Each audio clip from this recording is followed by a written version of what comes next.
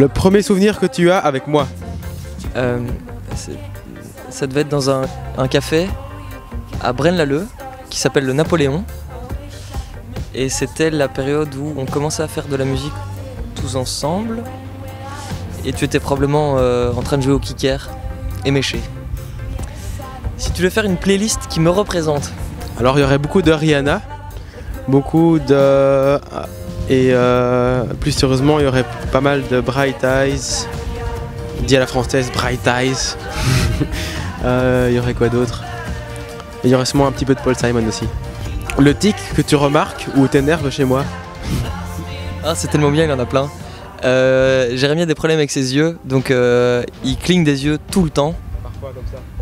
Mais tout le temps, et il parle, et alors il a un problème d'articulation aussi. C'est fini ton truc chez le logopède et tout ça en fait d'ailleurs? J'ai été une fois. Et donc il parle beaucoup trop vite, et quand il parle, il ferme ses yeux, il fait des trucs comme ça avec sa tête. Et parfois on a l'impression que t'es un peu diminué. Mais c'est vrai? Non mais c'est vrai, oui. Tu préfères me couper une jambe ou te couper un doigt? Quitte à choisir, je préfère encore te couper 2 jambes, 2 doigts plutôt que me couper quelque chose. Mais oui, parce que moi un doigt j'en aurais besoin, tandis que toi une jambe... Bah, c'est pas de bol quoi. La grosse casserole que je traîne. Ah, mais je sais pas si je peux raconter ou pas. Je peux raconter ou pas?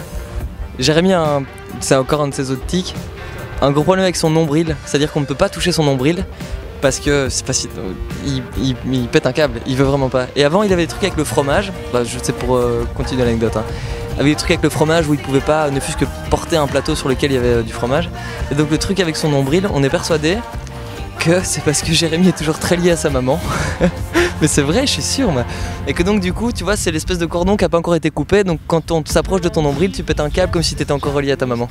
J'espère que ta maman verra pas ça. Catherine, si tu vois ça, je suis désolé. Mime, c'est bien ça. Mime ou cite l'emoji qui me représente. Un émoticône pour les vieux. Ce sont les petits smileys, c'est ça? Les petits smileys qui représentent Ben. Faudrait un smiley glandu. Y a pas ça, hein. Un smiley qui te représente.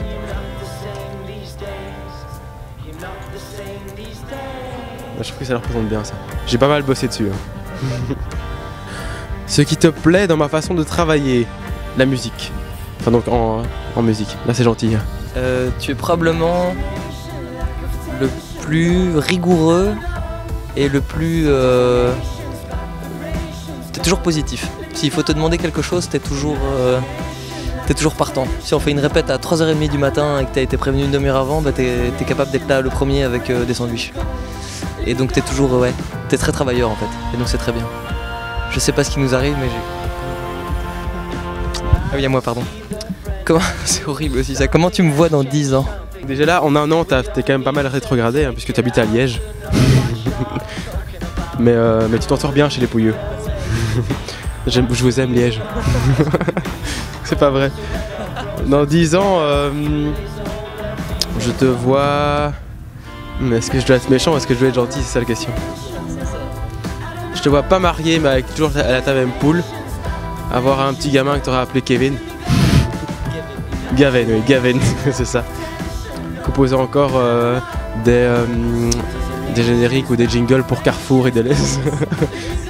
Mais posé quoi, avec une grosse barbe et des cheveux longs attachés en... Ouais, avec un trou là, mais là t'as quand même une petite queue de cheval attachée quoi. Alors, tu me verrais bien faire quoi si Pan n'existait pas? Oh, bah t'étais fort dans... Counter-Strike professionnel, un truc comme ça. Non? Ouais, ouais, un peu dans le milieu de la musique quand même, mais genre de la communication, comme ça c'est un peu vague, mais si tu avais un truc à me dire avant de mourir.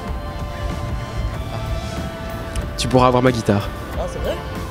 Non, mon acoustique pourrie. Ouais, ou alors celle que tu m'as donnée il y a 10 ans. Qui meurt dans Game of Thrones à la fin de la saison 5. C'est Jon Snow. Oui, trop chiant.